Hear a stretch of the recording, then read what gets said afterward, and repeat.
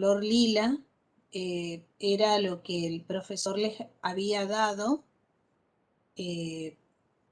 con todas las características, ¿no es cierto?, necesarias para que ustedes aplicaran en la parte práctica. Entonces, ahora vamos a ver microsporogénesis, polen, gineceo, carpelos. Vamos a ir directo al óvulo o rudimento seminal, megasporogénesis, polinización y fecundación y el ciclo biológico. Por una cuestión de no incrementar, ¿no es cierto?, en la clase, dándoles otros temas, acordamos con el profesor que fruto y semilla lo dejaríamos para una próxima teoría. Bien, la primera parte que nos vamos a referir, para recordar nada más, vamos a focalizarnos en el verticilo fértil, el androceo, que está constituido por estambres. Cada estambre está formado, como lo vemos en la imagen, por un filamento y las tecas. Las tecas van a aportar estos, si hacemos un corte transversal, ¿no es cierto?, a la altura de las tecas, vamos a observar las siguientes partes. Tenemos el filamento, las paredes de las tecas, el tejido conectivo, que va a estar formado, por supuesto, por parénquima o tejido de conducción también. Acá aparecen los vasos conductores en rojo, xilema y floema, y tenemos un par de sacos polínicos por anteras. Estos sacos polínicos también se llaman esporangios o microsporangios, sería la palabra más correcta usando la terminología. Entonces, esos directamente, ¿no es cierto?, en las anteras vamos a ver que es la parte fértil del estambre, está formada por dos tecas, a veces puede estar constituida por una sola teca, como es en el caso de algunas malváceas, o por tres en Sterculiaceae. Las tecas están unidas entre sí por ese tejido conectivo y cada teca lleva dos sacos polínicos o microsporangios. Y cada antera, digamos, vamos a ver el detalle, ¿no es cierto?, de los microsporangios. Algo de esto ya les comentó el profesor, formada, ¿no es cierto?, por un tejido externo, que es la epidermis o exotesio. Por debajo de la epidermis vamos a tener un endotesio, y hacia el interior, hacia los microsporangios, todo esto está delimitando el microsporangios, vamos a ver por debajo del endotesio estratos parietales, células que tapizan esta cavidad, células del tapete, y en la parte central tenemos el tejido esporógeno o arqueesporial. Entonces, como siempre, la epidermis va a ser delgada y continua, a veces puede romperse o colapsarse o interrumpirse. El tejido mecánico o endotesio tiene una capa fibrosa sobre los bordes externos, y tenemos que ese tejido puede conectarse, ¿no es cierto?, con el tejido conectivo. Vamos a ver que en las células que continúan a este endotesio, que serían los estratos parietales, pueden ser de 2 a 4, son células parenquimáticas que vieron que son más bien alargadas, pueden desaparecer durante el proceso de, luego, ¿no es cierto?, de formarse las microesporas, y pueden degenerar rápidamente. Lo que tenemos acá son células del tapete o tejido nutricio, que vamos a ver que desempeñan, ¿no es cierto?, un importante papel luego de la formación de los microsporocitos. Bien, las células de ese tejido esporógeno van a sufrir, ¿no es cierto?, Primero partamos de, por divisiones mitóticas, esas células de ese tejido esporógeno van a formar células madres del polen o microsporocitos. Como lo vemos en la ilustración, las células, los microsporocitos son redondeados, voluminosos, ¿sí? Con un núcleo importante, como aparece marcado aquí. ¿Qué característica? Bueno, esto ustedes ya lo vieron, cómo se produce la dehiscencia delantera. El endotelio tiene, digamos, una participación importante. El estomio, el lugar donde se abren los sacos polínicos, y la liberación. Pero ahora yo me voy a dedicar a esta parte, que es la microsporogénesis y en particular de las angiospermas. Entonces, estábamos en los microsporocitos o células madres del polen. En este transcorte de un microsporangio se van a ver las diferentes capas de las células, del esporangio, perdón. Las características de las células en cada uno de el exotecio, el endotecio, las parietales, las células del tapete y en la parte central con ese núcleo voluminoso, miren cómo son las células del tapete y cómo son los microsporocitos con ese núcleo muy importante y poco citoplasma. ¿Qué va a ocurrir aquí? Esos microsporocitos o células madres del polen van a presentar meiosis. Por meiosis se van a formar 4 células. Por eso hablamos de tétrade. Tetra es 4, tétrades, que sería el conjunto de 4 microsporas. Entonces, acá tenemos el microsporangio, las células madres del polen.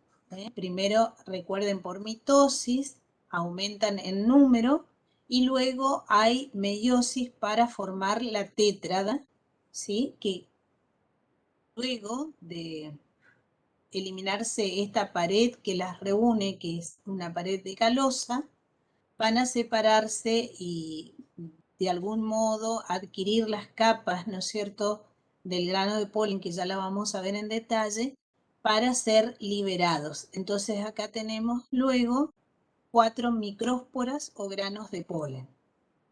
Entonces, las divisiones se van a permitir, como menciona aquí en la diapositiva, al realizarse la meiosis, los microsporocitos se conectan entre sí por anchos puentes citoplasmáticos, que se forman por expansión de los plasmodesmos, convirtiendo a toda la masa de microsporocitos de un microsporangio en un cenocito, con rápido transporte y distribución de nutrientes. Esta continuidad es responsable que la meiosis sea sincrónica, o sea, todos los microsporocitos van a presentar una meiosis que va a ocurrir al mismo tiempo, ¿no? Dentro de ese microsporangio. Porque acá en la anterior veíamos varios microsporocitos. Entonces, existen conexiones entre ellas de tal modo que una vez más que se produzca la meiosis, todos lo van a hacer al mismo tiempo. Resultado final de la meiosis, 4 micrósporas. Bien, ahora, dentro de esa micróspora van a ocurrir divisiones mitóticas. Esas divisiones mitóticas van a permitir que se forme, ¿no es cierto?, un gametofito masculino formado por los gametos, 2 gametos y una célula vegetativa. Entonces, mientras los granos de polen están aún dentro del saco polínico, dentro de ellos comienza lo que ahora vamos a denominar microgametogénesis. Lo anterior era microsporogénesis, ¿sí? Microsporogénesis. ¿Qué quiere decir? La formación de la micróspora, ¿sí? Como está acá. A continuación, vamos a ver la formación de los gametos. Entonces, el proceso es microgametogénesis. Génesis es formación, origen. ¿De quién? De los microgametos. Bien, entonces, cada una de esas micrósporas o granos de polen unicelular sufre división mitótica, cuyo resultado van a ser dos células desiguales. Una muy grande, que es la célula vegetativa o célula del tubo polínico, y otra pequeña lenticular, que es la célula generativa o gametogénica, bien adherida a la pared de la micróspora. Bueno, entonces vamos a mirar la microgametogénesis. Tenemos la micróspora, el núcleo, ¿sí?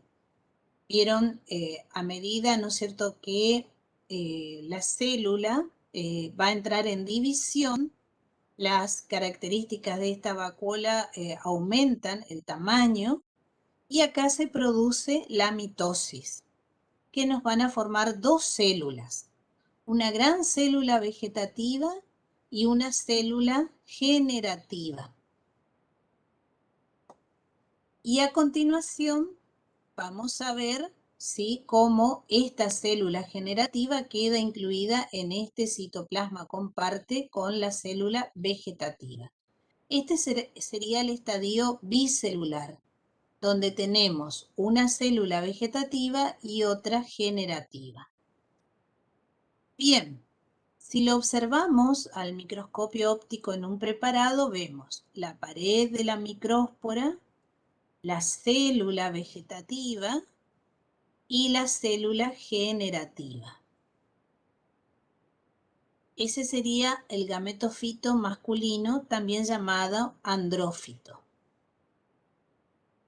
Al momento de liberarse, o sea, producirse, ¿no es cierto?, la apertura de las anteras de cada, digamos, teca, el estadio bicelular, ¿sí?, en un porcentaje del 2, en una estimación, ¿no es cierto?, del 2/3, se encuentran al momento de liberarse en este estadio de dos células, bicelular.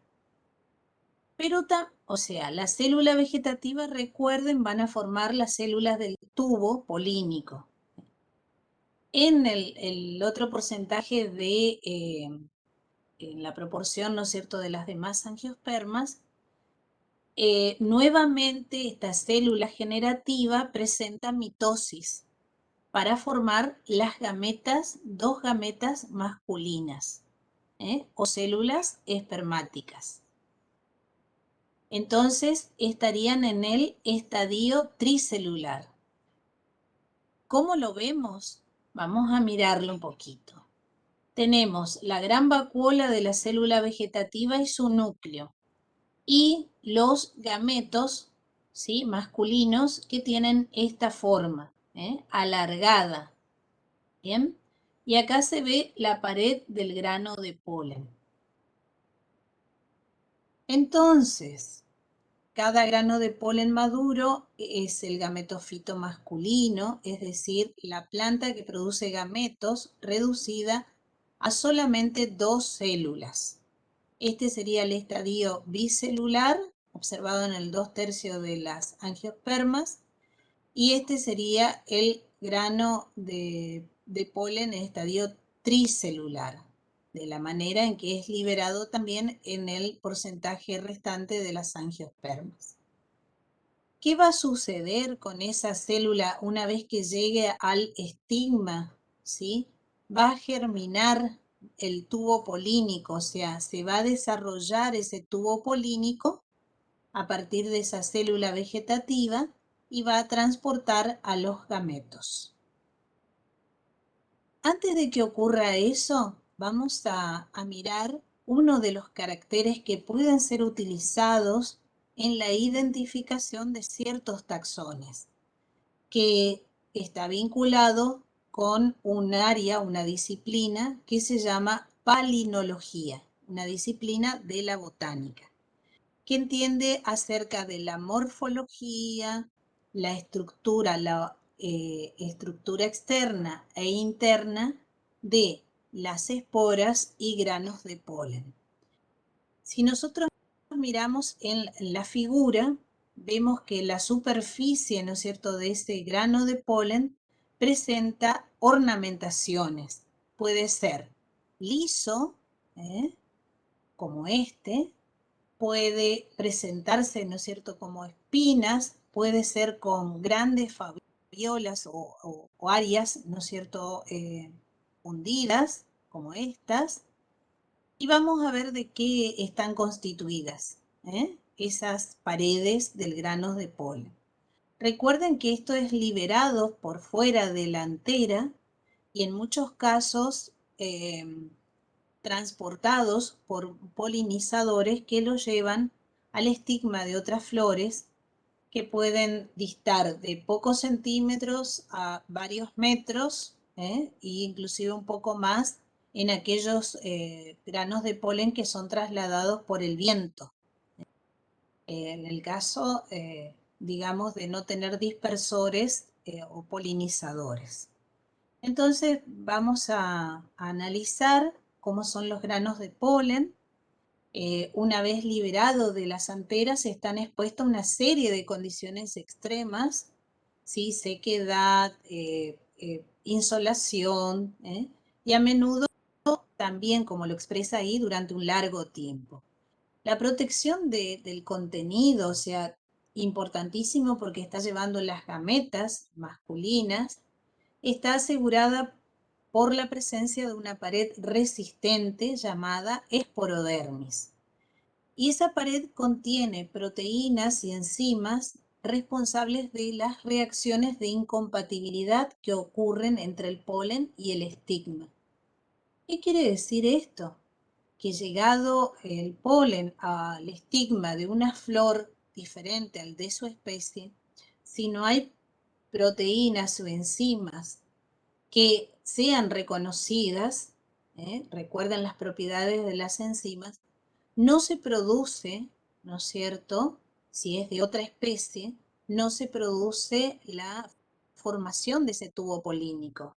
O si se forma, es de algún modo, no alcanza al saco embrionario, como lo vamos a ver a continuación en las próximas diapositivas, para que alcancen, ¿no es cierto?, a la micrópila y a la ósfera para fecundarla. Entonces, es importante estas enzimas y proteínas de reconocimiento justamente para impedir que se hibridicen las especies. Entonces, tenemos esa esporodermis que presenta las diferentes capas. De afuera hacia adentro se pueden distinguir la exina y hacia adentro la intina.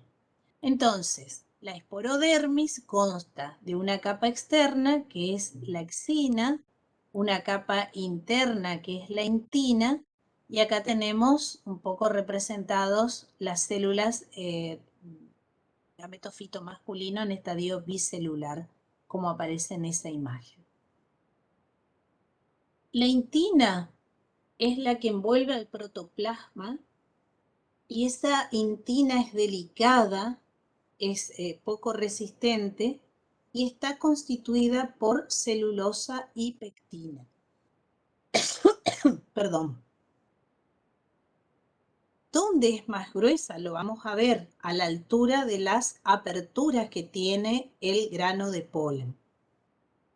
Entonces, recordemos la intina cómo es y qué sustancias la componen, celulosa y pectina. La exina está constituida por esporopolonina. Esa sustancia que está por fuera es muy resistente y solo degradable por oxidación. Tengo que tomar un vaso de agua, chicos. Me disculpan un momentito porque me agarró tos. Ya volvemos. Ya vuelvo. Dale, Manu.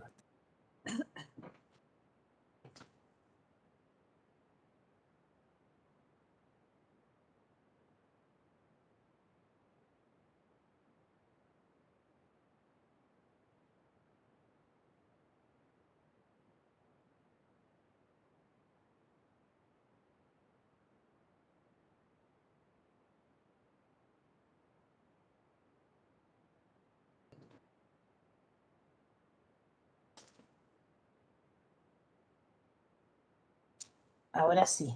Bueno, disculpen. Bueno, entonces estamos hablando de la exina.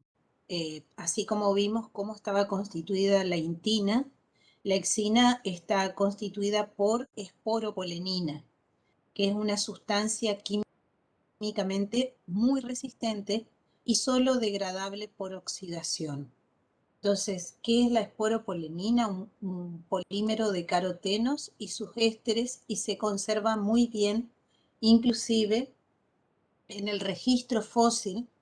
Recordemos que estas plantas, las angiospermas, surgieron, ¿no es cierto?, hace 125 millones de años y bueno, en el registro de las diferentes paleofloras, o sea, las floras originales, se pueden estudiar gracias a esta sustancia, ¿no es cierto?, que es bastante resistente. Se pueden estudiar granos de polen y caracterizar las paleofloras, se llaman así, de un área, ¿no? Entonces, quizás actualmente no se encuentran esas especies que constituían la flora, pero sí tenemos registro a través del estudio del polen de las plantas que habitaron en esa región. Bien, entonces, la esporodermis, dijimos recién, está formada por la exina y que tiene una pared resistente, la esporopolenina, y es la que nosotros observamos, ¿sí?, externamente, con sus diferentes ornamentaciones. Y hacia el protoplasma tenemos la intina, que es delicada y poco resistente, formada de celulosa y pectina. A partir de esa intina se va a desarrollar el tubo polínico. Este es el tubo polínico, muchas veces esto es visto al microscopio óptico. Se pueden estimular la formación del tubo polínico colocando ciertas sustancias azucaradas al medio y estimular, ¿no es cierto?, la formación de esta parte que se extiende de protoplasma, que es a partir de la célula vegetativa, que es el tubo polínico que transporta las células o gametas masculinas.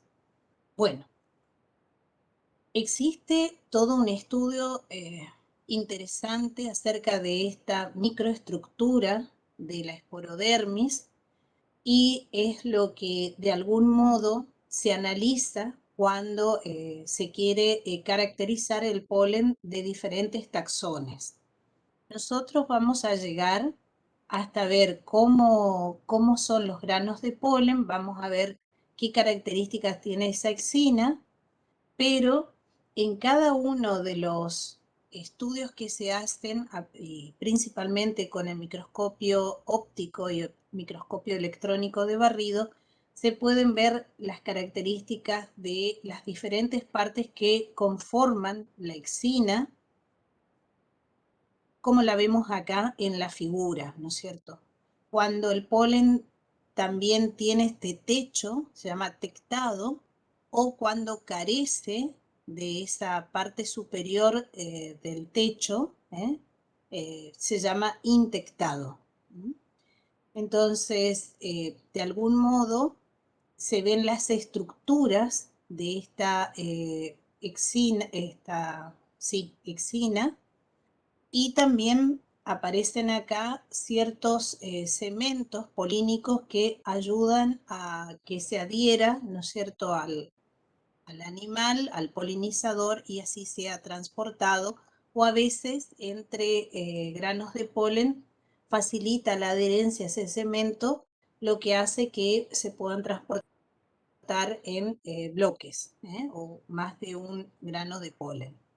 En las cavidades del tectum, este techo, y también en los intectados, se depositan proteínas de incompatibilidad, cemento polínico y otras sustancias. O sea que es importante esa porción de la exina.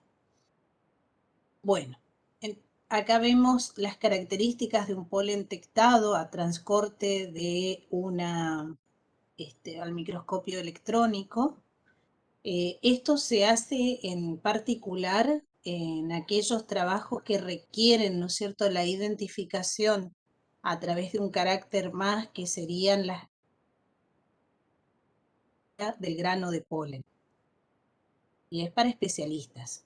Nosotros vamos a mirar algunas características, como van a ser las características de la exina, ¿sí?, las aperturas que tienen, porque a través de esas aperturas el grano de polen va a germinar. A partir de ahí van a salir o se va a formar el tubo polínico. Entonces, una vez que la pared polínica es casi indestructible, uno de los mecanismos para la salida de ese tubo polínico es la presencia de aberturas, donde esas aberturas apenas existe esa pared celulósica de pectina que habíamos observado, que es la intina. Entonces, esas aperturas tienen formas de poros o pueden ser alargadas como colpos. Y el número y forma puede ser informativa desde el punto de vista taxonómico. Entonces, lo que vamos a ver aquí, por ejemplo, es un grano de polen en la vista, ¿no es cierto? Desde arriba, polar significa o ecuatorial. Y se van a ver la superficie, la exina, y los adelgazamientos que tiene esa exina en los puntos donde se va a producir la germinación o la salida de ese tubo polínico. ¿Ya? Entonces, esto es lo que observamos externamente. Y eso lo que contiene el grano de polen, que serían las células vegetativas y las células o gametas masculinas. ¿Cómo van a hacerlo? A través de estos poros que pueden tener forma de ranura o pueden ser esféricos. Si tienen forma de ranura se llaman colpos y si son esféricos se llaman poros. Pueden haber un número establecido de colpos o poros o pueden estar en combinación como en la figura y se llaman colporos. Entonces, las aperturas alargadas se denominan surcos o colpos y las redondeadas se llaman poros. Bien, ¿y cuál es la importancia? Se clasifican con ayuda de un sistema artificial que se va a basar en ese grano de polen, el número, ¿sí?, posición y el carácter de las aberturas. También se va a tener en cuenta la simetría, la forma y el tamaño del grano de polen. Y para los especialistas o lo que les interesa, la microestructura de la exina, como recién vimos en detalle. Nosotros vamos a llegar a esta primer parte, pero muchas veces podemos decir qué características tienen en cuanto a su simetría o en cuanto a forma, y si tenemos posibilidad de medirlos, también podemos estimar el tamaño del grano de polen. Bueno, y ustedes tienen en la bibliografía, ¿no es cierto?, en el Valla o en el Strasburger, una ilustración como esta, donde vamos, como la palinología estudia las esporas, acá tenemos esporas de los licófitos y helechos, triletes y monoletes, que lo vamos a ver después, esporas de gimnospermas, esto es de Pinus, que después lo vamos a ver también, pero vamos a empezar acá con estos tipos de granos de polen en las angiospermas. Como ven acá, este grano de polen no tiene ninguna apertura. Esto no significa que no pueda germinar.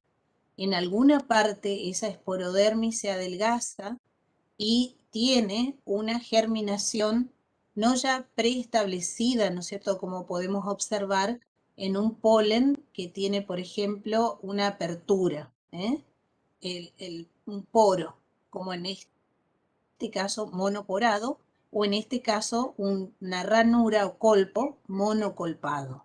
Entonces tenemos inaperturados monoporados, monocolpados. Si vemos aquí en la figura, tenemos 3 surcos, que pueden ser vistos en la vista superior, ¿no es cierto?, polar o en la ecuatorial. Y se llaman, como tiene 3, tricolpado. También puede presentarse triporado o una combinación de colpos y poros, tricolporado. También puede presentarse en toda la superficie del grano de polen esas ranuras y se llama zonocolpado. También ocurre con los poros. Pueden presentarse en toda la superficie y se llama zonoporado. Y acá tenemos una combinación entre colpos y poros, zonocolporado. También, de algún modo, esa exina puede presentar una estructura que abarque, ¿no es cierto?, toda la parte, estos colpos, se extiendan de un extremo al otro y se llama sincolpado. O, como en este caso, se presenta en toda la superficie completa. Acá se presentaba en el ecuador, ¿no es cierto?, sonocolporado, sonocolporado, lo mismo acá. Acá se presentan en toda la superficie pantoporado. O pueden haber esas pequeñas aperturas que habíamos visto en un grano de polen al comienzo de la clase, y eso significa un adelgazamiento de la esporodermis y se llama fenestrado. Acuérdense, fenestra, puerta, apertura, fenestrado. Bueno, estos serían los diferentes granos de polen a modo de resumen. Bueno, ¿qué tenemos aquí? Que las angiospermas, divididas en estos dos grandes grupos, que se llaman monocotiledonias y eudicotiledonias, van a presentar un grano de polen en particular. En el caso de las monocotiledonias presentan una apertura distal, un poro o colpo. Acá estamos viendo un grano de polen de Oryza sativa, el arroz, que tiene un poro. Entonces se llama monoporado. O si tuviese un colpo, monocolpado. ¿Sí? Eso es característica de las monocotiledonias. Y las eudicotiledonias presentan como característica que el grano de polen tenga 3 o más aperturas situadas en el ecuador. Sí, esto si tomamos como un globo terráqueo, son los polos y en la parte media el ecuador. Entonces, puede haber esta ranura y este poro. Entonces tenemos 1, 2, 3, tricolporado. Puede ser tricolpado, triporado o tricolporado. ¿Sí? Entonces es un carácter importante el grano de polen para ver estos dos grandes grupos, monocotiledonias y eudicotiledonias. Entonces acá tenemos a las angiospermas. En otras clasificaciones anteriores teníamos solamente dos grupos, monocotiledonias y dicotiledonias. Entonces, ¿qué ha ocurrido? El avance de la ciencia, del conocimiento, de los análisis a nivel molecular, establecida por el secuenciamiento nuclear, del ADN nuclear, del ADN mitocondrial y cloroplastidial, observaron que las monocotiledonias constituían un grupo monofilético, es decir, un grupo que reúnen los descendientes, ¿sí?, de un antecesor común.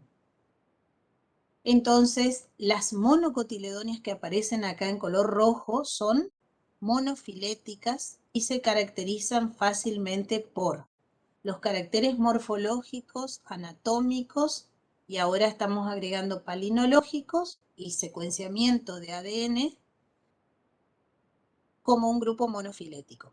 En cambio, las eudicotiledonias ya se sabía que había como que no se establecían, ¿no es cierto?, cuáles eran los antecesores inmediatos de esas dicotiledonias, Y los estudios a nivel molecular llevaron a que era un grupo, la Eudicotiledonia no era un clado monofilético. ¿Qué se vieron? Que algunas características de lo que se llaman angiospermas u órdenes basales son diferentes de las demás dicotiledonias. Entonces, se constituyó un árbol o un cladograma, donde una representación gráfica, ¿no es cierto?, donde los clados basales están formadas por órdenes o angios. En realidad son órdenes basales, algunos los reúnen, ¿no es cierto?, y las magnólidas, y separadas se encontrarían las eudicotiledonias. Entonces, el carácter que estamos viendo ahora es para las monocotiledonias, polen monoporado, monocolpado, y para las eudicotiledonias, tricolporado, triporado, etc. Entonces, acá tenemos un detalle un poco más extendido de lo que significa el sistema que hoy estaría disponible para todos los que estudian la sistemática de las angiospermas, que sería el APG, ¿no? La filogenia de las angiospermas, que está representada acá. Entonces tenemos los órdenes basales, luego tenemos un grupo de magnólidas, y a continuación las monocotiledonias y a su vez las eudicotiledonias. Entonces acá las monocotiledonias pueden tener, ya vimos en Oryza sativa, monoporado, acá hay un solo colpo, monocolpado, y las eudicotiledonias a partir de 3, acá vemos 3 colpos, tricolpado. Puede ser a partir de ese número otros que vamos a ver que presentan las eudicotiledonias. Está entonces, este sería la forma, o esta sería la utilidad, la aplicación taxonómica de las características del grano de polen. Las aberturas, la mayoría de los magnólidos y en las monocotiledonias, los granos de polen son inaperturados o presentan también una apertura distal que según su forma se designan como poro o sulco. Y ahí está el que yo les había mostrado, Oryza, el arroz, Oryza sativa, monocotiledonias, grano monoporado. Bien. ¿Están bien hasta acá? ¿Quieren hacer alguna pregunta?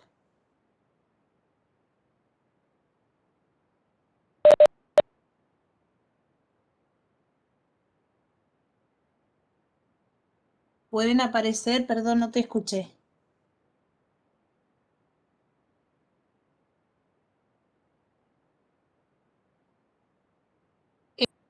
En realidad se produce, nosotros tenemos que recordar que dentro de ese tubo, dentro de esa micróspora, ¿sí? Hay 3 células. ¿Está? Una va a germinar la célula vegetativa y lo puede hacer en diferentes partes de de ese adelgazamiento, esas aperturas que tiene. No van a aparecer varios tubos polínicos, ¿sí? Claro, en los lugares donde se podría, tienen oportunidad de germinar ese tubo polínico. ¿Está bien? Me parece bien. Bueno, otra pregunta.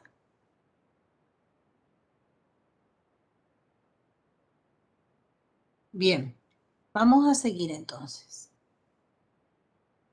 Bien, nosotros lo importante es la diseminación de ese polen, ¿no es cierto? A esa liberación a través de la apertura de esos estomios en las anteras, se llama polinación, ¿no es cierto?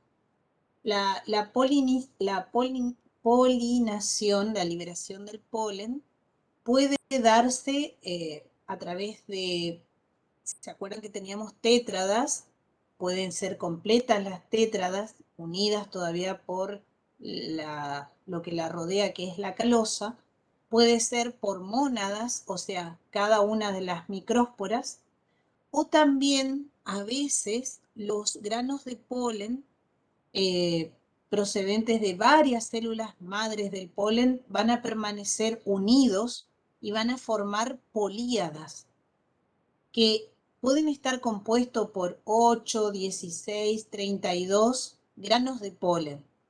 Por ejemplo, en una de las familias de las leguminosas, las mimosoideas, son liberados de esta manera. Todo el contenido de un saco polínico puede convertirse en lo que se conoce también polinios. Y el de 2 o más sacos polínicos, lo que se conoce como polinario. Y esto se da en algunas familias, por ejemplo, los polinarios en apocináceas y orquidáceas.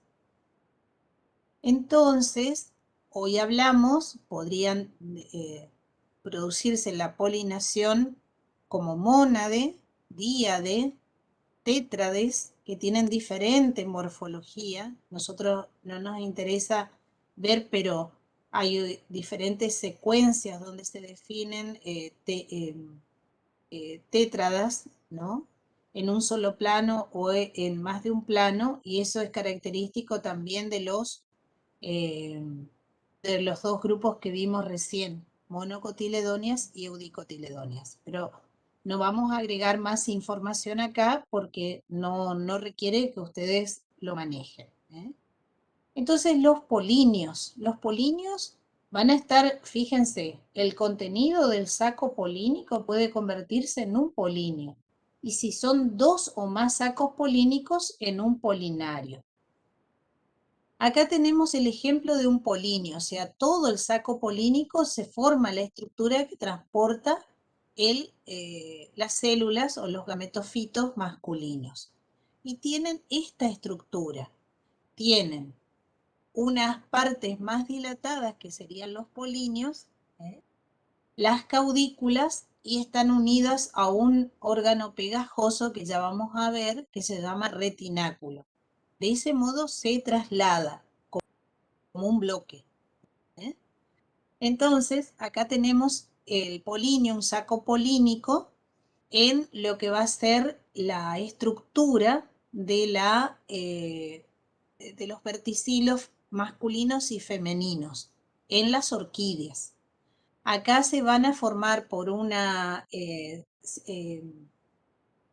estructuración diferente, se van a unir el gineceo y el androceo en las orquídeas para formar lo que se conoce como ginostemio, ¿eh? Ginostemio. Ginos, gineceo, stemo, androceo. Van a formar esta estructura en la cual acá tenemos justamente, acá se ve un poquito más de detalle, el estigma, la cavidad estimática. Acá tenemos justamente la antera, que está protegiendo a lo que conocemos como polinio, que están reunidos acá en una másula, unas partes que penden, esas másulas que se llama caudícula, y esta parte que es el retináculo.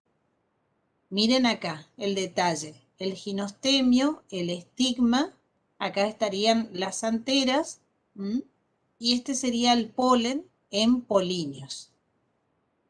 Miren lo que pasa con este retináculo y asegurando, ¿no es cierto?, las caudículas y los polinios. Cuando una abejita ingresa atraída por una flor de una orquídea, en el dorso, ¿sí? Esta es la cabeza de esta avispita, como tiene el retináculo, tiene una sustancia pegajosa, se adhiere fuertemente a la cabeza de esta abejita que va a ir a visitar otras flores de la misma especie para obtener el néctar o los perfumes. perfumes o las grasas que obtienen, ¿no es cierto?, para que tiene diferentes usos, funciones en las colmenas. Algunos, como las apocináceas que vimos, las asclepiadáceas, también tienen estas estructuras que se llaman, que tienen 2 o más sacos polínicos, se llaman polinarios. Y acá tenemos una conocida vulgarmente como chinche, que es un hemíptero, que está de algún modo no es que revolotea, sino que mecánicamente con sus patas va a abrir las flores y va a transportar, acá tenemos ese retináculo que se adhiere fuertemente, ya sea al dorso o en algún lugar del animal, y de este modo lo lleva a otras flores. Bueno, ¿están bien todavía para seguir? Si no, suspendemos el recreo y lo dejamos para más adelante.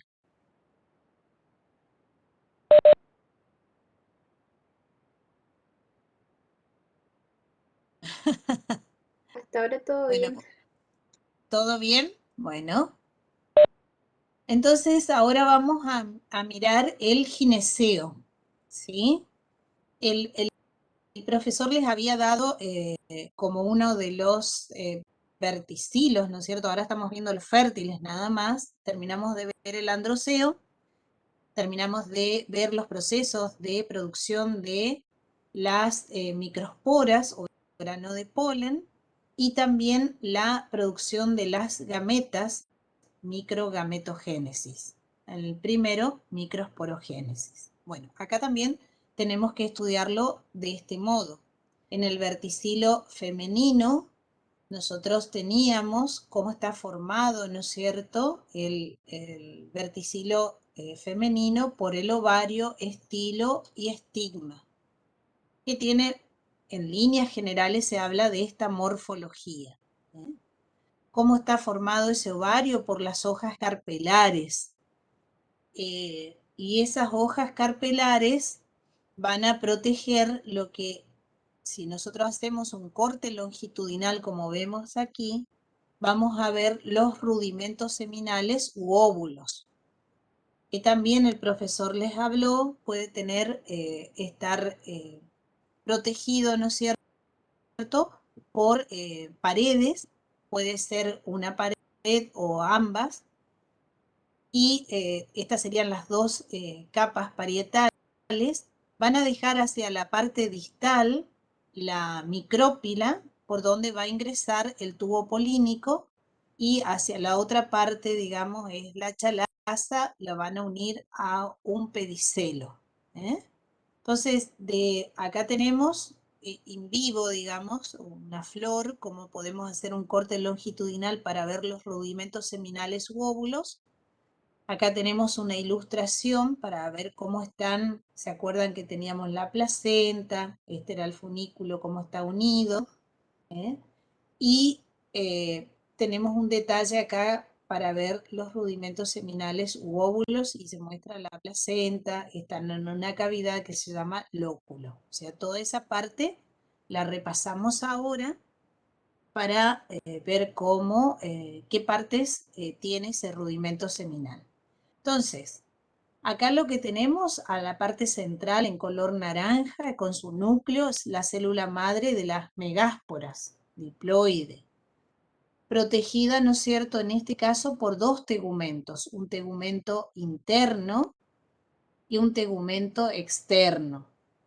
Pueden ser o pueden estar formados por un solo tegumento o por los dos. En el caso de que estén formados por los dos, se llaman bitécmicos o pueden ser unitécmicos. Entonces, estos tegumentos van a envolver a lo que nosotros vamos a llamar megasporangio, envuelto por ese tegumento. Y acá tenemos la nucela y también en particular lo que nosotros decimos que esos tegumentos, vamos a ver en detalle, a partir de esa célula madre de las megásporas, tenemos que describir primero la producción de las megasporogénesis, y después la producción del megagametofito, o saco embrionario. Bien, entonces vamos a identificar la parte del pie o funículo, la parte de la placenta, y esta sería la pared, ¿no es cierto?, del ovario, y hay una zona de transición entre este funículo y la nucela que se denomina calasa, en el polo opuesto de la micrópila. ¿Tá? Acá tengo la micrópila, en el polo opuesto está la chalasa, también a veces aparece en la bibliografía así, o calasa. Bueno, vamos a ver qué sucede ahí dentro. Entonces, funículo, nucela, la nucela, cada óvulo consta de un cuerpo de tejido compacto, la nucela, así se llama. Esto ya lo vimos. Cada óvulo va a estar inervado por un haz vascular que atraviesa el funículo y llega a la calasa. Y ese hacecillo puede ramificarse e inervar los tegumentos. El número de tegumentos es constante en cada familia o grupo de familia. El tegumento externo se llama primina y el interno secundina. Y ese tejido nucelar también es de espesor variable. Bien, vamos a seguir, vamos a ver un detalle, ¿no es cierto?, de los tejidos. Miren, acá están los tegumentos, externo e interno, y todo el tejido, ¿no es cierto?, que es la nucela. Y en la parte central tenemos una megaspora o megasporocito. Mega, acuérdense, megasporocito. ¿Qué va a pasar con esta célula madre de las megáspora, megasporocito o megáspora? Va a sufrir meiosis, formando 4 megásporas haploides. Este es el proceso de formación de megásporas y se llama megasporogénesis. ¿Qué sucede después? 3 de las 4 megásporas son abortadas, ¿no es cierto? Y una es la megáspora funcional. Recuerden que acá al haber meiosis, cada célula es haploide. Y acá tenemos una megáspora funcional haploide. Bien. Megasporocito, meiosis, 4 megásporas, megasporogénesis. Ahora, a partir de estas 4 megásporas, 3 degeneran o abortan y una es la megáspora funcional. Tenemos que llegar a la formación de este saco embrionario, formadas por 3, 6, ¿sí?, 7 células, 7 células. Entonces vamos a ver cómo llegamos a tener tantas células. Bien, estábamos con la megáspora, producto del primer estadio, que es la megasporogénesis, la formación de las megásporas. Vamos a ver cuántas divisiones mitóticas para llegar al resultado final, que es el saco embrionario, o megagametofito femenino. ¿Tá? La primera división mitótica me forma 2 células. La segunda división mitótica, acá van a formarse a partir de esta célula, 2 células y 2 células. Estamos aquí. Cada una de estas se divide en 2 y me forma 4 células en un extremo y 4 células en el otro extremo. De modo tal que el resultado final van a ser 3 células van a quedarse hacia la micrópila. ¿Cómo están formadas esas 3 células o cómo se llaman? La central se llama oósfera, u ovocélula, y es el gameto femenino. A ambos lados de esta ósfera se encuentran las sinérgidas. Las sinérgidas van a ayudar a que una vez que llega el gameto masculino, pueda trasladarse, ¿no es cierto? Acá hay un aparato filar, o sea, un aparato importante en el traslado del gameto masculino hacia la oósfera para fecundarla y formar el cigoto. ¿Está? En el otro extremo de la micrópila se encuentran las 3 células que se llaman antípodas. Y hacia la parte central, esta parte central hay una gran célula, con eso tenemos 3, 6, 7, una gran célula que tiene estos dos núcleos, que se llaman núcleos polares. Si me siguen acá, estos 3 quedaron en la micrópila, esta célula migró hacia el centro, acá 3 quedaron en la parte, ¿no es cierto?, opuesta a la micrópila, que son las antípodas, y una migró hacia la parte central. Acá tenemos haploide, haploide, haploide, los núcleos, y acá estos, que son 2 núcleos, que se llaman núcleos polares, constituyendo esta gran célula, ¿sí?, van a unirse, son haploides, y van a quedar en 2N, o sea, en una célula con un núcleo diploide. ¿Está? Este sería el saco embrionario. ¿Se comprendió esto?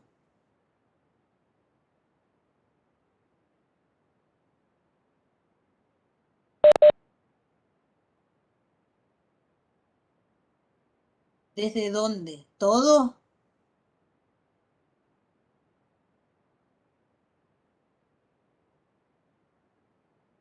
La más larga. Quedamos en la primer parte que a partir del megasporocito por meiosis se producen 4 megásporas haploides. ¿Sí? Todo ese proceso se denomina megasporogénesis. Cuando ustedes asocian la palabra génesis, es formación. ¿Formación de qué? De las megásporas. De estas 4 megásporas, una sola es funcional y las 3 restantes van a degenerar, van a abortar. A partir de esta megáspora vamos a llegar a la megagametogénesis, ¿sí? La producción de los gametos femeninos.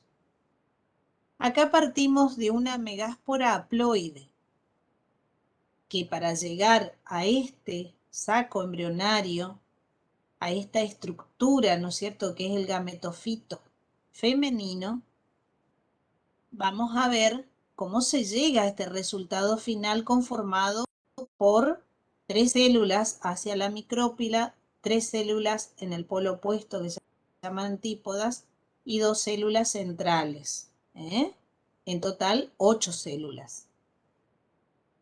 Bien, gracias Carlos. Entonces, ¿qué tenemos acá? 3 divisiones mitóticas. Me avisás nomás y yo interrumpo, Carlos. Dale, dale, Manu, Tres, perfecto. dale. 3 divisiones mitóticas. A partir de esta megáspora, la primera división me da mitótica 2 células. Cada una de esas células vuelve a dividirse. Segunda mitosis me forma en total 4 células. Acá 2, 4 células. La segunda, la tercera mitosis, me va a formar acá, mitosis acá, 4 células, mitosis acá, 2 células, mitosis acá, 2 células, 4 células. ¿Sí? ¿Qué vamos a tener en el resultado final? Que 3 de las células se quedan en el extremo de la micrópila. La central es la gameta femenina llamada oósfera, como figura acá, o también aparece en la bibliografía como ovocélula. gameta femenina. A ambos lados tenemos las sinérgidas, que son células que tienen en los extremos, ¿sí?, unas características particulares como invaginaciones, que ayudan, una vez que acá ingresa el tubo polínico transportando las gametas masculinas, ayuda y transporta hacia la ósfera, ovocélula, transporta el gameto masculino para que se produzca la fecundación. ¿Cómo se produce la fecundación? Como todo, gameta masculina más gameta femenina para formar el cigoto, ¿sí? Acá, cigoto. ¿Está? Me voy para el otro extremo, acá. 3 células van a quedarse hacia la parte, vamos a decir, chalasal o calasal opuesta a la micrópila, que son las células denominadas antípodas. Un núcleo de acá y otro núcleo de acá van a conformar la célula restante, que es binucleada. Estos se llaman núcleos polares y forman esta gran célula que tiene 2 núcleos. Esto todo se llama gametofito femenino o saco embrionario. ¿Se entendió? Sí, profe. Bueno, perfecto entonces. Seguimos. Entonces, la megagametogénesis en angiospermas. Para formar el saco embrionario gametofito femenino, la megáspora sufre 3 mitosis sucesivas. Se forman 8 núcleos, que se distribuyen en 7 células. 2 grupos de 3 se ubican cada uno en un polo, rodeados por pared celular, que es lo que constituye el aparato ovular, que es este. Ósferas sinérgidas. Y ahí estamos con esa partecita, ¿no es cierto?, el extremo distal de estas sinérgidas que tienen estas invaginaciones. En el otro lado opuesto están los otros grupos de núcleos que después se rodean de paredes y constituyen 3 células que serían las antípodas. 1, 2 y 3. Y en la parte central, esta gran célula muy vacuolada, ya acá se unen los 2 núcleos para formar un núcleo polar ya secundario, o sea, 2N. ¿Está? Entonces, el grupo que se ubica en el polo micropilar constituye el aparato ovular, una ovocélula o gametofito femenino u ósfera también, y 2 sinérgidas laterales. ¿Está? Y en el otro lado están las antípodas, que también se piensa que de algún modo constituyen la alimentación, digamos, de este saco embrionario. Bien, acá están las sinérgidas, acá está la ósfera. Las sinérgidas van a desempeñar estas funciones. Son células que, si observamos la organización que tienen, llaman la atención. Son células de transferencia y presentan en el ápice el aparato filar, una pared con una serie de protuberancias internas de apariencia fibrosa, formada por hidratos de carbono, hemicelulosa y pectinas principalmente. ¿Cuál es la función de las sinérgidas? Es la de atraer y recibir al tubo polínico. Y también está involucrada a menudo en absorber nutrientes de ese tejido, de la nucela, y en hacerlo llegar a la ovocélula, u ósfera o gameta femenina. Y en algunos casos tienen esa conexión protoplasmática a modo de austorios. La pared que la separa de la ósfera a menudo es incompleta, ¿sí? Entonces, eso facilita esa dispersión, o ese pasaje. Bueno, acá nosotros tenemos un saco embrionario formado por 3 células, 4, ¿sí? Más 3, 7. Este saco embrionario se llama tipo polígono. ¿Sí? Tipo polígono. Bien. Vamos a ver el grupo que se ubica hacia el polo calasal, las antípodas, que yo les dije hace un momento que presentaban la función, la nutrición del saco embrionario. Y los dos núcleos se denominan núcleos polares, se ubican en el medio y frecuentemente se fusionan antes de la penetración del tubo polínico. Entonces forman una célula que tiene un núcleo secundario diploide, 2N. Bueno, volvamos al tipo de saco embrionario. El que recién vimos, tienen la suerte que es el tipo más común, el tipo de saco embrionario. Entre el 70 al 80% de las eudicotiledonias presenta ese saco embrionario, tipo polígono, que se formó a partir de una megáspora, porque las otras 3 degeneraron. Entonces van a encontrar en la bibliografía que se llama monospórico, porque se formó a partir de una, mono es una, a partir de una megáspora. Es el tipo llamado Polygonum, porque se descubrió en este género Polygonum, y hay una variante en el saco monospórico tipo Enotera. La megáspora sufre 2 divisiones dando 4 células.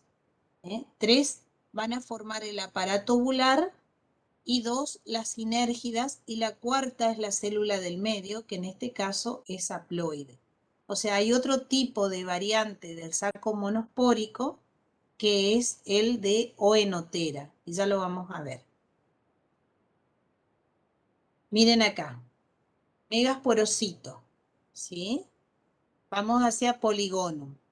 Meiosis 1, meiosis 2, 4 megásporas, megasporogénesis, ¿sí? Una sola es funcional, las 3 degeneran. Mitosis 1, mitosis 2, mitosis 3, saco embrionario tipo polígono. Recién en la diapositiva mencionamos que hay otro saco monospórico, se llama, que es el de Oenotera. Meiosis 1, meiosis 2, una sola megáspora funcional, las 3 degeneran. Mitosis 1, mitosis 2, saco embrionario formado por estas 3 células haploides que fueron al extremo micropilar y una que quedó en el centro, para formar después la doble fecundación, que ya lo vamos a ver. Esa se llama Oenotera. Ambos son monospóricos. ¿Y por qué nos quedamos acá? Porque estos 3 sacos embrionarios, hay más, estamos haciendo una síntesis. Agregamos uno, el de Fritillaria. El de Fritillaria es el central. Meiosis 1, meiosis 2, las 4 megásporas son funcionales. Entonces hablamos de saco embrionario tetraspórico, ¿sí? Miren acá. Una megáspora queda en un polo haploide, una célula haploide. Las otras 3 megásporas se unen para formar una célula triploide. Mitosis 1, 2 células haploides en un extremo, 2 células triploides, porque acá este núcleo más este núcleo más este núcleo se fusionaron. Tenemos una carga genética 3N, triploide. Mitosis me forma 2 células triploides. Vamos a mitosis, una es esta, 2 y 3, la tercera. Mitosis, para formarme ¿sí? 4 células haploides en un extremo y 4 células triploides en el otro. Las 3 células haploides se ubican en el extremo micropilar y una de ellas, la central, pasa al centro.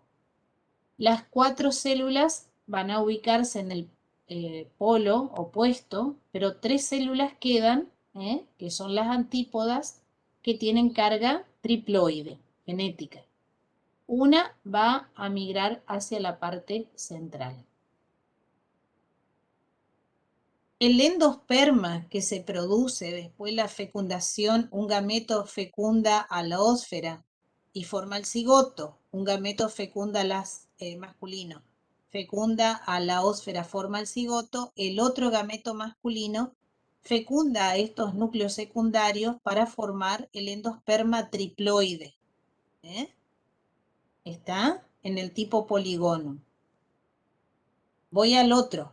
Un gameto masculino fecunda a la ósfera u ovocélula y forma el cigoto. Un gameto masculino fecunda este núcleo, que es haploide, ¿sí?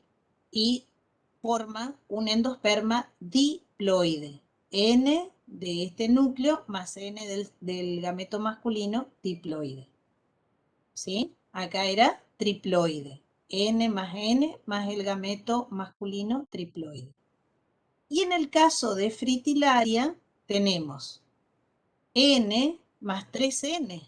O sea, acá ya tenemos tetra. Y más el gameto masculino, penta. O sea, pentaploide. ¿Está? Y este sigue siendo cigoto diploide. El endosperma está formado por 5N. Pentaploide. ¿Sí? Acá era triploide, acá era diploide y acá es en el fritillaria pentaploide. ¿Qué importancia tiene esto que yo les estoy contando? La mayoría de las angiospermas, entre un 70 aproximadamente, tiene saco embrionario tipo polígono, o sea, este saco embrionario, ¿sí? El que está acá. Fritillaria, que es el tetraspórico, fue descubierto en una monocotiledonia del género Lilium, que es este que está acá, tetraspórico. Entonces, vamos a tener unas pocas angiospermas que tienen el tipo fritillaria, tetraspóricos. Y los órdenes basales, tienen el saco embrionario tipo Oenotera. Otro carácter que tenemos que agregar a esta filogenia de las angiospermas. Bien, entonces lo que vimos hasta acá son dos procesos. Primero, la megagametogénesis, el desarrollo de la megáspora, u ovocélula, el saco embrionario llamado megagametofito o gametofito femenino, y después lo que vimos es la formación de la fecundación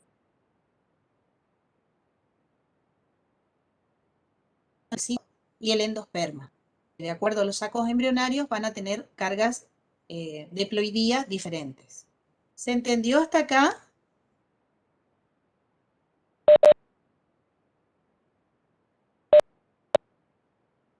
¿Hay alguna pregunta?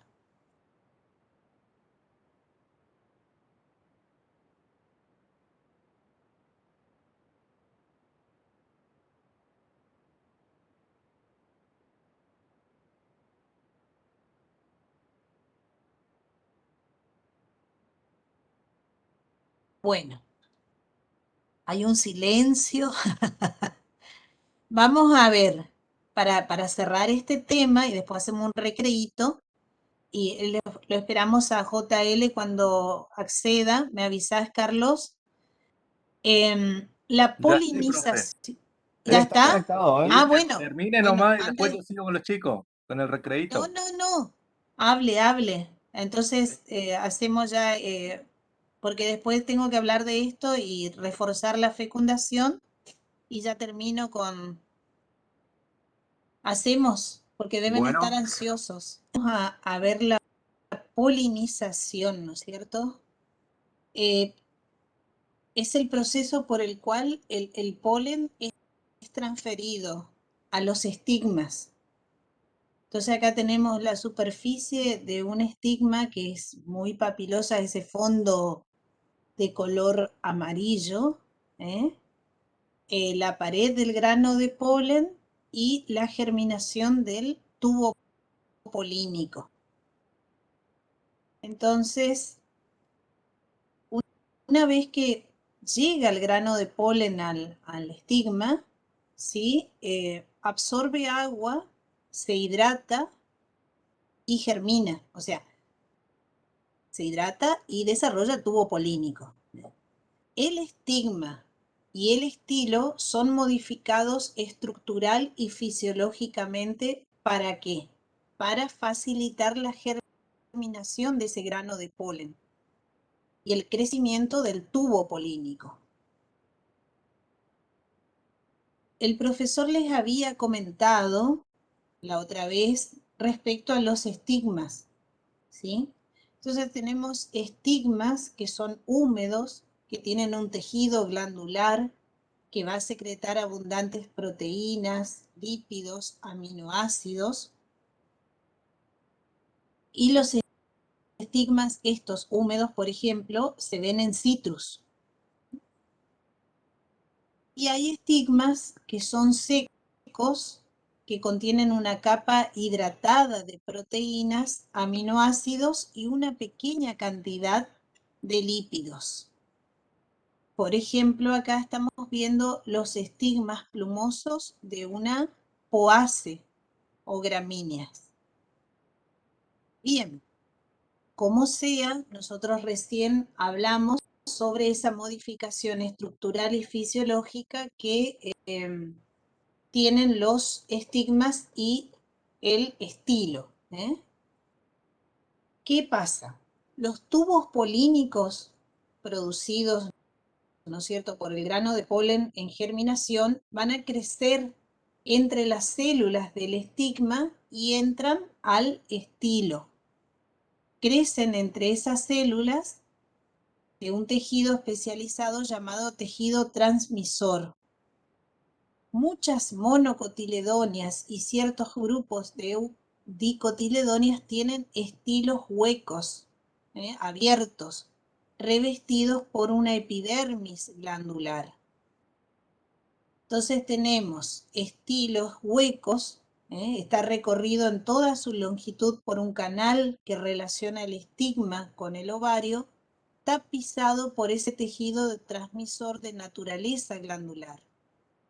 Cuando el gineceo es pluricarpelar y se forma un solo estilo, este puede presentar varios canales, uno por cada carpelo, como sucede en las especies de citrus y en las del paraíso. Otros estilos son macizos y presentan una o más bandas de tejido transmisor embebidas en un tejido fundamental o asociadas a los haces vasculares. Ese tejido transmisor está formado por células coherentes con material intercelular péctico de consistencia mucilaginosa en el cual se desarrollará el tubo polínico. A veces las paredes son gruesas, ricas en pectinas, a través de los cuales crece ese tubo polínico. Entonces, estos serían estilos, tenemos la pared del estilo, en la parte central el centro hueco del estilo y los tubos polínicos. Y este todo sería el tejido de transmisión. Miren acá, estigma y estilo y el tejido de transmisión. El desplazamiento del tubo polínico por el estilo parece ser orientado por las células del tejido de transmisión. Después el tubo polínico entra al ovario guiado por atractivos químicos difusibles producidos por la porción micropilar del óvulo, y se ha observado en algún género de Scrofulariaceae, en Torenia, que las sinérgidas son fuentes de esos atractivos. O sea, una vez que ha sido conducido, en parte ayudado por ese tejido de transmisión, tenemos otros que lo van a orientar hacia el ovario, atractivos químicos, y en particular en algunos géneros se vio que las sinérgidas son fuentes de esos atractivos. Cuando el tubo polínico llega al saco embrionario, ingresa en una de las sinérgidas. Miren acá, en esta figura, tubo polínico. Acá están las células espermáticas o gametos masculinos. ¿Sí? Ingresa entonces a la micrópila para producir la doble fecundación característica de las angiospermas. Uno de los gametos masculinos fecunda a la ósfera u ovocélula para formar el cigoto, y el otro gameto masculino va a fecundar a los núcleos polares, que ya están núcleos secundarios acá, para formar el endosperma o albumen triploide. Este proceso se llama doble fecundación y es característico de las angiospermas. Puede ser que desde la polinización hasta la fecundación transcurran entre 12 a 48 horas, que es lo más frecuente. Otras variantes, el proceso es más rápido en Taraxacum coxsagis, que apenas en 15 minutos se realiza. Y otros, como en Quercus, dura hasta 14 meses. Bien. Entonces, recuerden esto, en las angiospermas, la doble fecundación tiene lugar en ese óvulo o rudimento seminal. Una célula espermática haploide se une a la ósfera o célula gameta femenina, y de esa unión se forma el cigoto diploide, que después ese cigoto va a experimentar mitosis para dar lugar al embrión.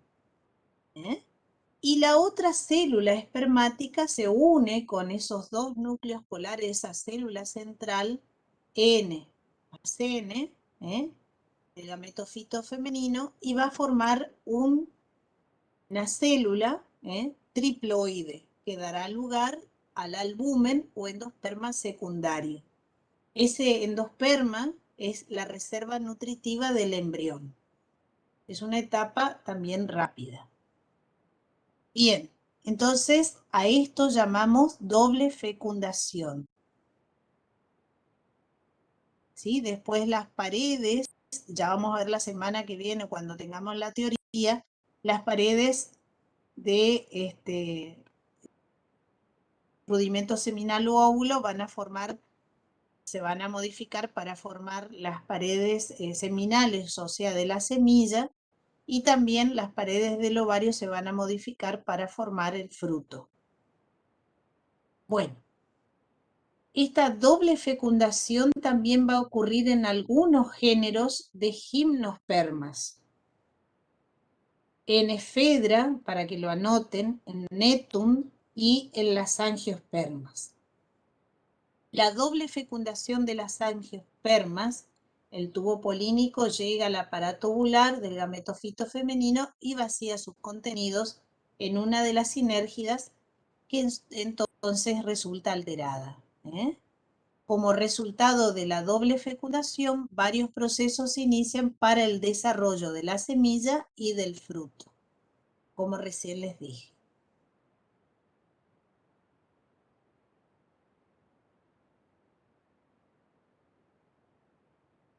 los tegumentos de la testa de la semilla y pared del ovario y estructuras relacionadas en el fruto.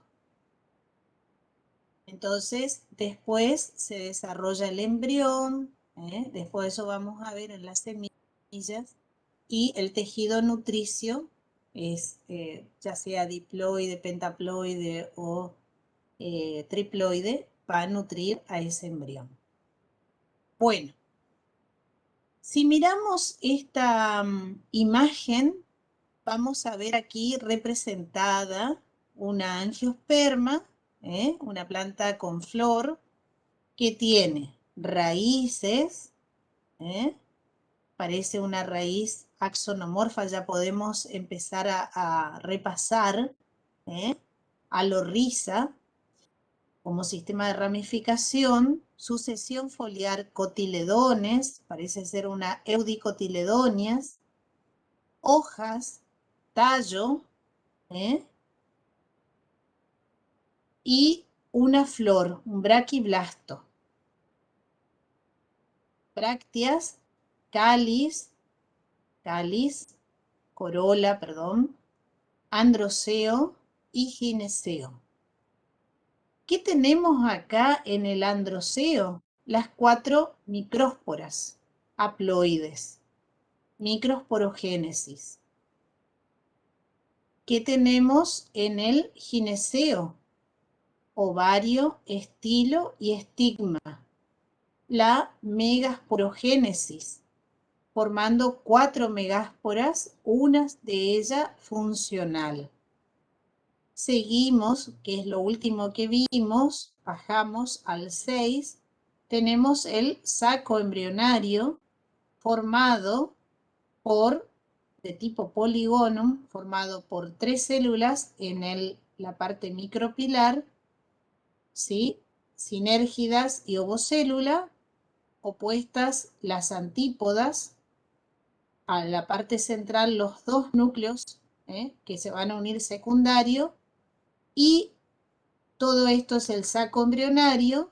Me voy hacia la parte del estigma, la llegada, ¿no es cierto? Acá ya se produce la microgametogénesis en estadio bicelular, célula vegetativa, célula espermática o gameto masculino, mitosis para formar los 2 gametos masculinos, germinación del tubo polínico, transporte del gameto masculino para fecundar a la ósfera, para formar el cigoto y luego el embrión que aparece acá, diploide, y el gameto, el otro gameto masculino para formar, unirse con los núcleos secundarios polares para formar el endosperma que aparece acá de manera destacada, triploide,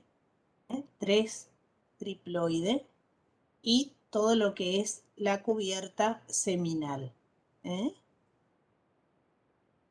Entonces, esto sería lo que vamos a observar en la imagen del ciclo de biológico de una angiosperma.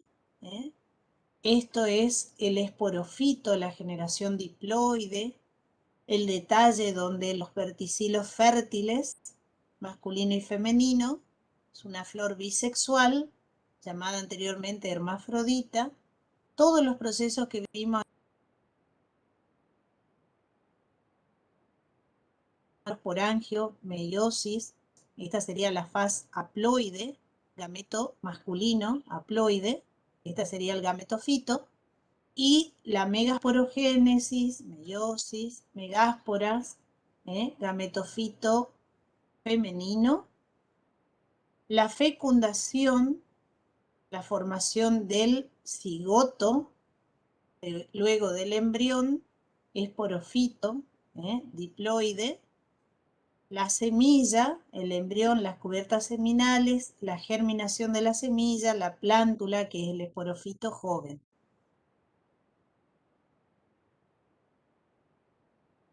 ¿Alguna pregunta hasta aquí?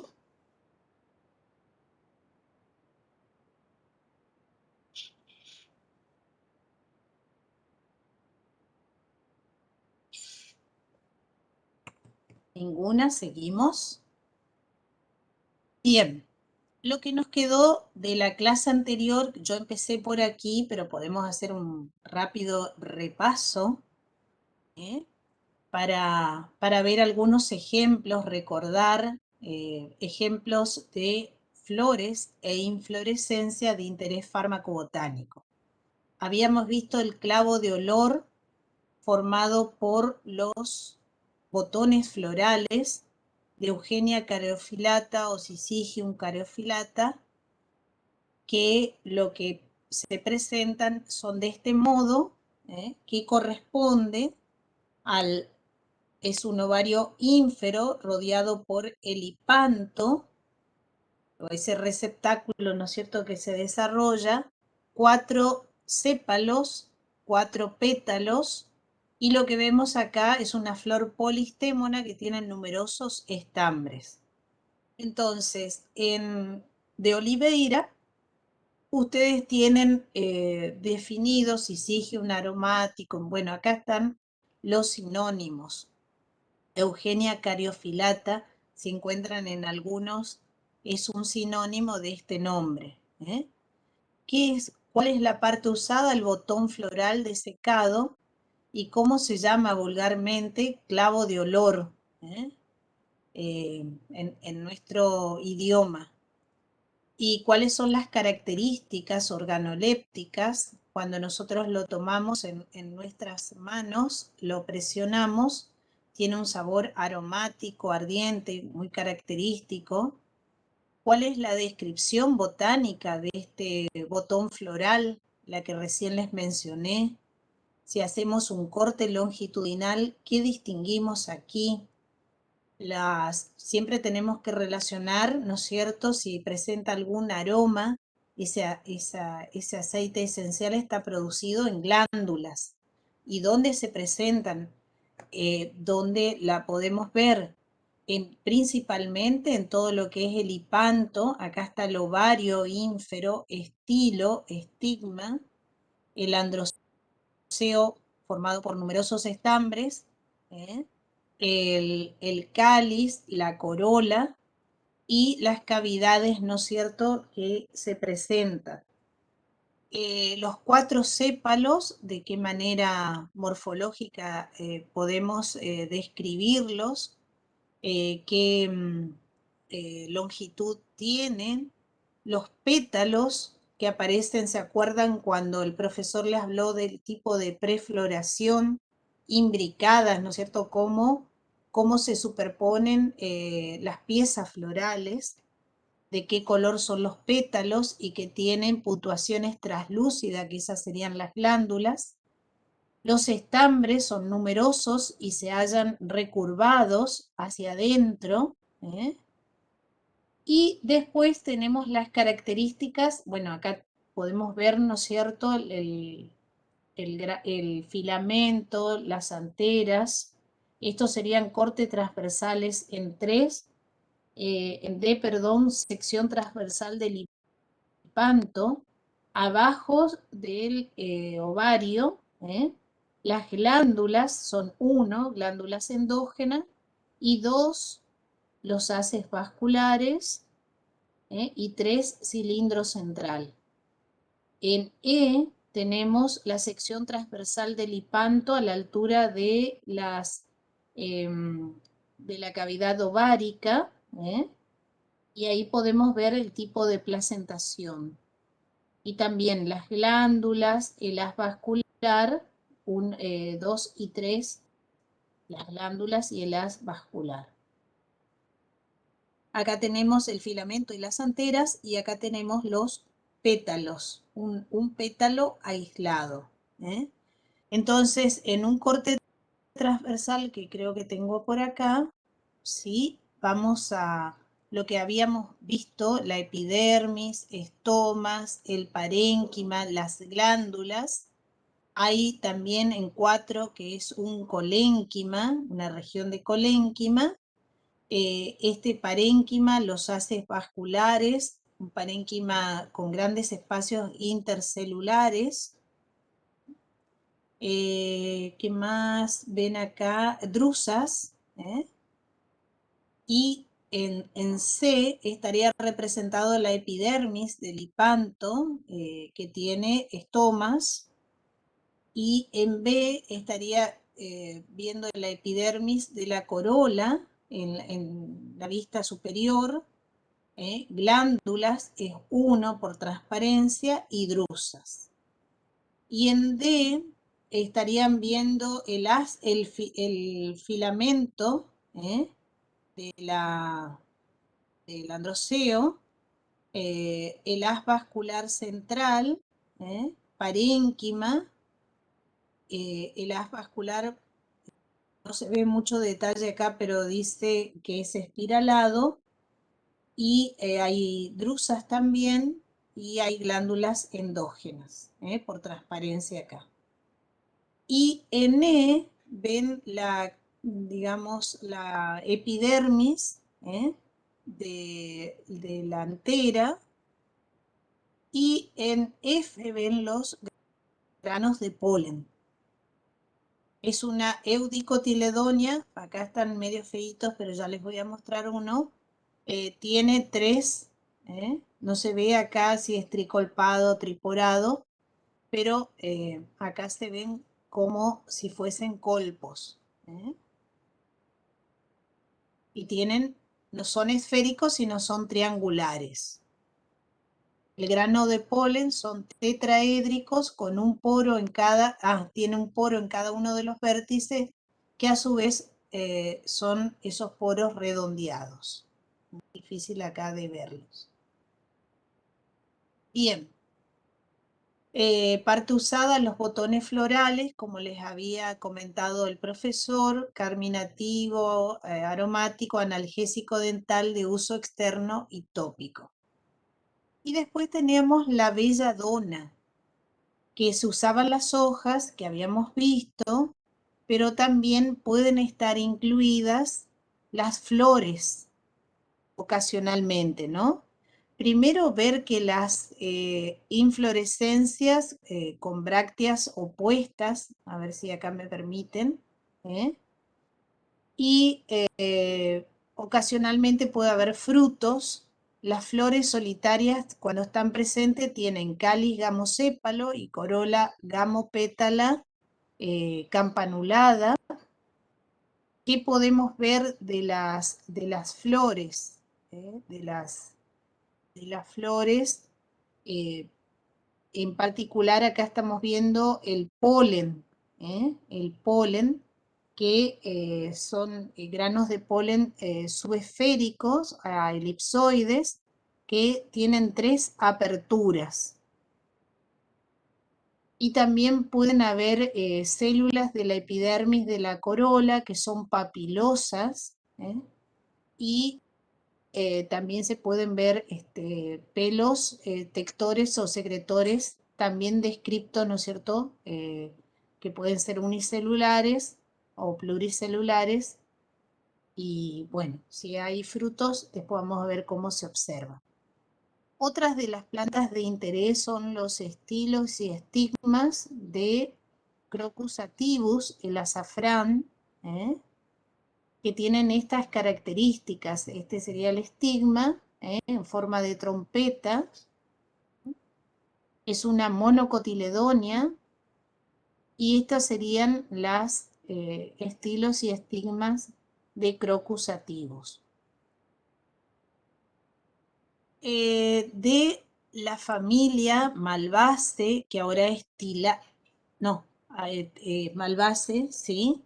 Vemos la bráctea y la inflorescencia adherida, ¿no es cierto?, a la bráctea, que sería de Tilia platyphilus, Tilia cordata, la parte usada. ¿Dónde la tienen descrita? En una bibliografía que tienen a disposición ustedes de Olivera. ¿Qué se utiliza? La inflorescencia, que sería la inflorescencia y la bráctea. Las características organolépticas de Tilia cordata y Tilia platyphilus es que tiene un aroma suave y un sabor dulce.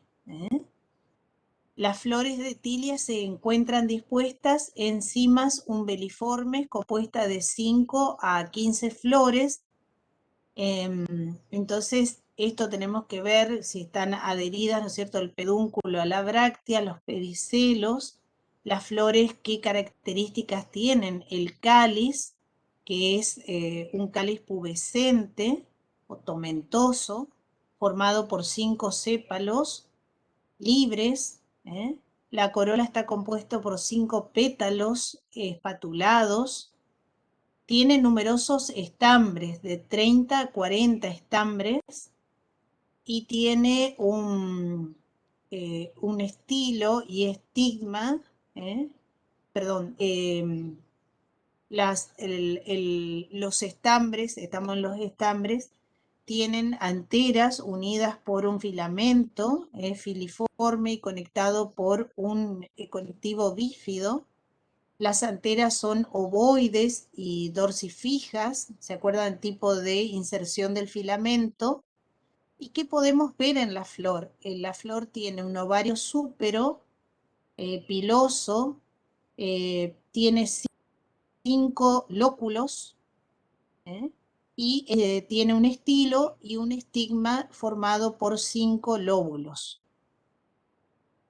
Y como son modificaciones de hojas, el tejido de la parte de la inflorescencia y de la flor, tienen mucílagos, reservorios de mucílagos y cristales drusas, acá la vemos, y los granos de polen son finamente puntuados y tienen 3 poros germinativos.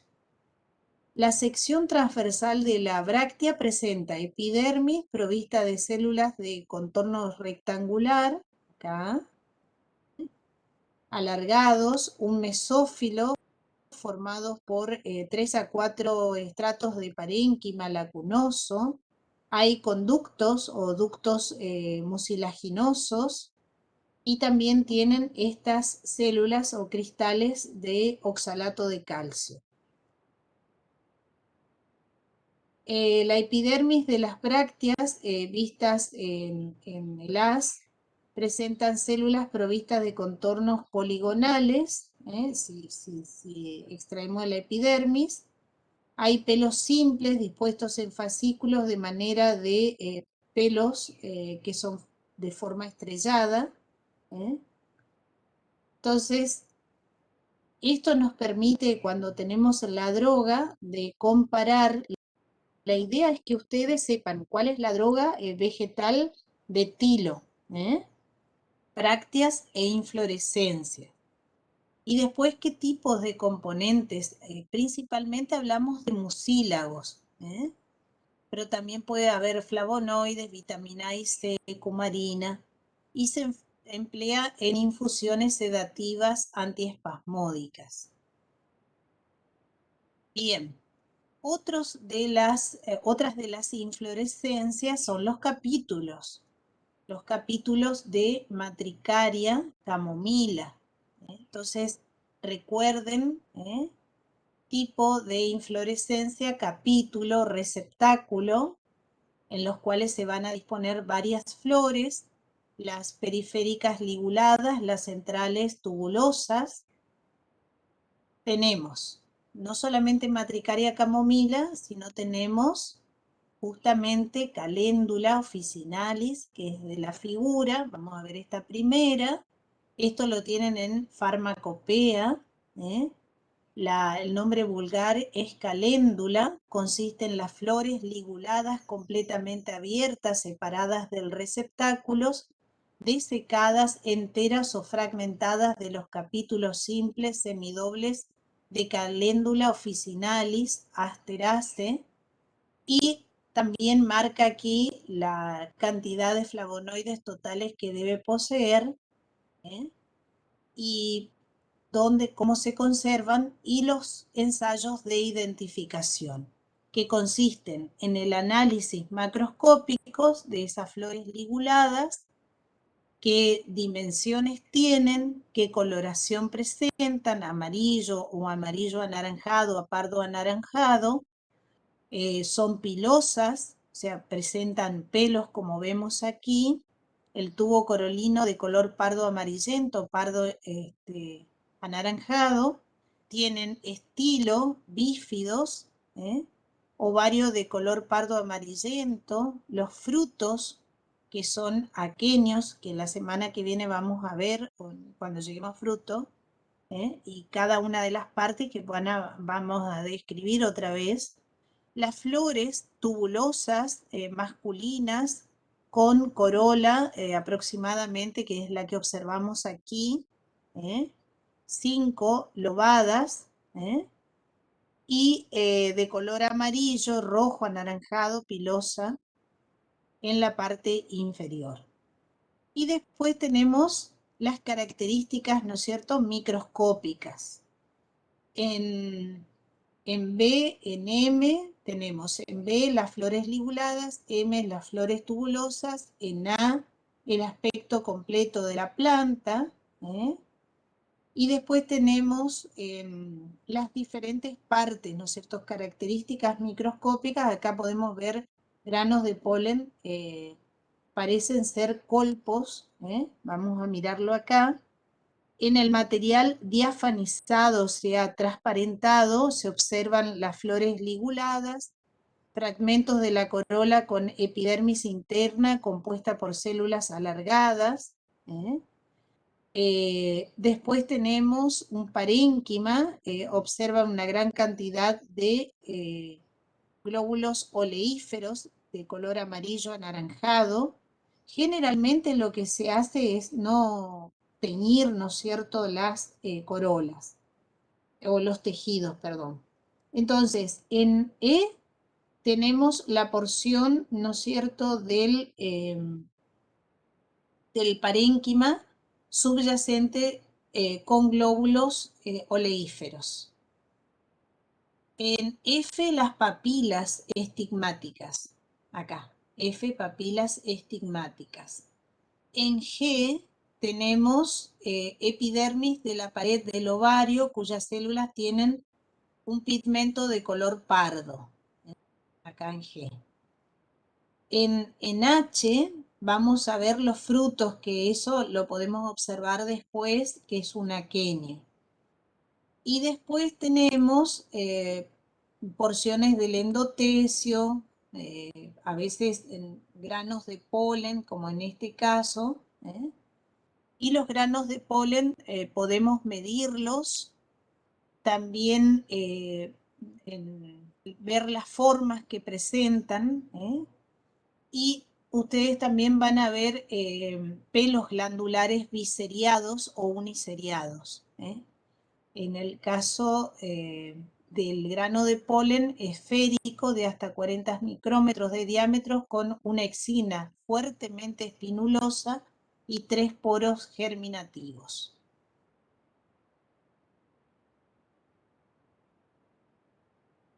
Bueno, esto es de caléndula, pues se pueden teñir los granos de polen con carmín acético para observarlos, ver la ornamentación de la exina y los poros germinativos. Acá se ven, acá principalmente, 3. Bueno, y después tienen los de matricaria recutica, las características del receptáculo hueco, la disposición de las flores liguladas, los estigmas, cómo se presentan, y también eso nos permite de algún modo caracterizar la droga, cómo está conformada. Entonces, matricaria recutica, matricaria camomila, cómo está conformada macroscópicamente por los capítulos, que son semiesféricos, o hemisféricos o cónicos de aproximadamente 6 milímetros, que constan de pocas flores externas liguladas y numerosas flores tubulosas. bueno, sin palias. Las flores liguladas son blancas y pistiladas, o sea que son femeninas. La lígula es tridentada. Las flores tubulosas son amarillas. Acá vemos las flores tubulosas amarillas formadas por justamente 5 dientes. Y ahí se van a ver las anteras. Los estambres en número de 5 están unidas, ¿no es cierto?, por entre sí las anteras, son cinanterias, y están unidas a los pétalos. El ovario es ínfero. El fruto es un aquenio que está acá. Acá tienen el dibujito de las anteras, filamento unido a la corola. Y después las características del grano de polen en F. Acá está el grano de polen que poseen un diámetro de 30 micrómetros, son redondeados con 3 poros germinales y la exina es espinosa. Bueno, y nosotros tenemos un adulterante de ahí del azafrán, que es este, ¿no es cierto? Nosotros habíamos Crocus sativus, habíamos visto una iridácea, y vemos esto que es una asterácea, o sea, son 2 familias distintas. Esta es Cartamus tinctorius y este es Crocus sativus. El Cartamus tinctorius es una planta tintoria y oleífera, entonces lo que se utiliza son las flores de esta inflorescencia, que la podemos identificar, que es un capítulo, y acá lo que se usa son los estilos y estigmas de esta planta que es Crocus sativus. A partir de ahí podemos ver cómo son los granos de polen, que si podemos encontrarlos en el estigma de estas flores, y acá también podemos observarlos. Esta es una monocotiledonia, esta es una eudicotiledonia. Una pertenece a la familia de las iridáceas, otra pertenece a la familia de las asteráceas. Bueno, y acá aparecen como flores de los capítulos. Bueno, y con esto cerramos. No sé si quieren preguntarme algo.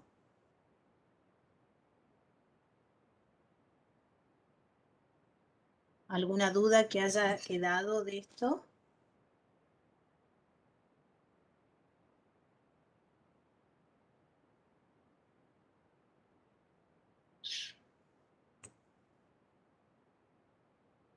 ¿O están dormidos o está todo bien? Bueno, entonces,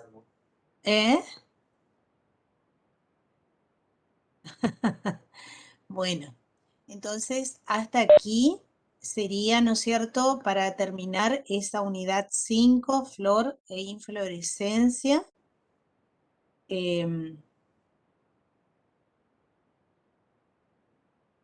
Recuerden, para la teoría, ¿no es cierto?, estudiar los tejidos, células. Si tienen dudas, yo no sé si pasado Carlos, ¿cuándo sería nuestro examen? Manu, sería la semana que viene, podría ser.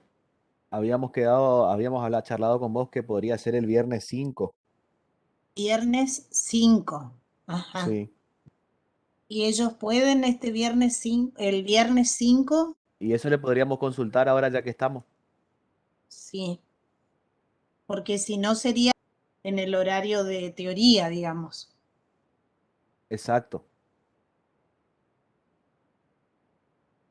¿Y ese lunes daríamos tema nuevo, Carlos? ¿Y consulta? Y sí. Chicos, no sé qué opinan. Podríamos, a ver qué dicen. ¿Algún vocero ahí seleccionado? Para mí está bien el viernes 5. Para mí también, profe. ¿Qué horario tendrían disponible ustedes el viernes? Así podemos gestionar el tema del aula. Profe, tenemos clases de analítica instrumental de 15 a Sí, por 17. eso. ¿Qué Y horario puede ser tienen a la clase? mañana entonces. Sí, puede ser a la mañana, sí. Creo que a la mañana todos tenemos libre. Ah, tienen libre a la mañana.